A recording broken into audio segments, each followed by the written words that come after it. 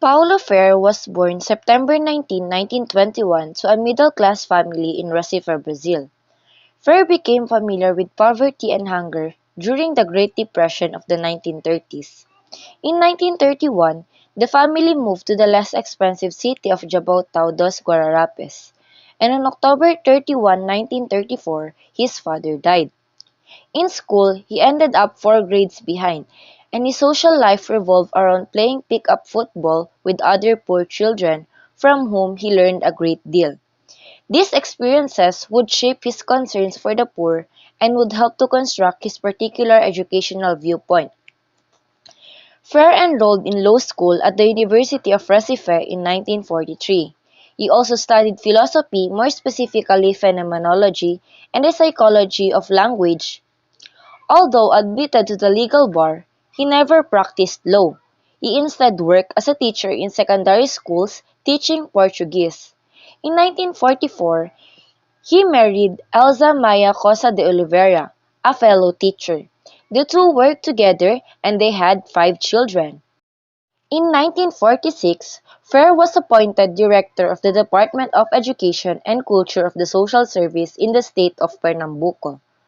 Working primarily among the illiterate poor, Frere began to embrace a non-orthodox form of what could be considered liberation theology. In Brazil at that time, literacy was a requirement for voting in presidential elections.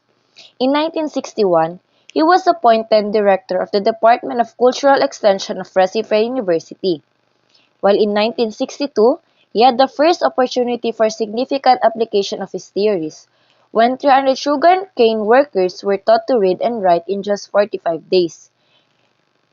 In 1964, a military coup put an end to that effort. Frere was imprisoned as a traitor for 70 days.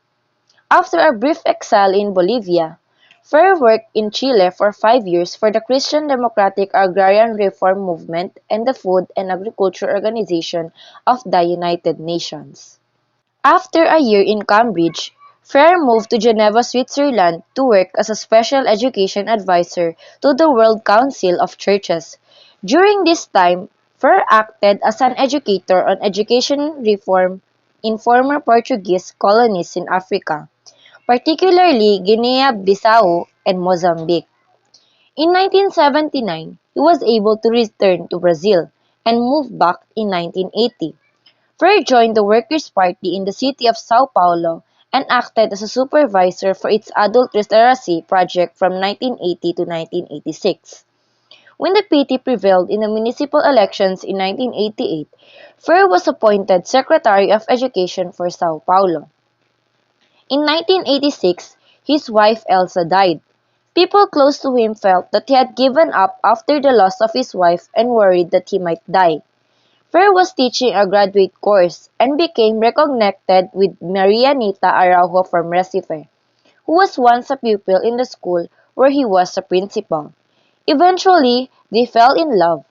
Frere married Maria Araujo Frere, who continues with her own education work.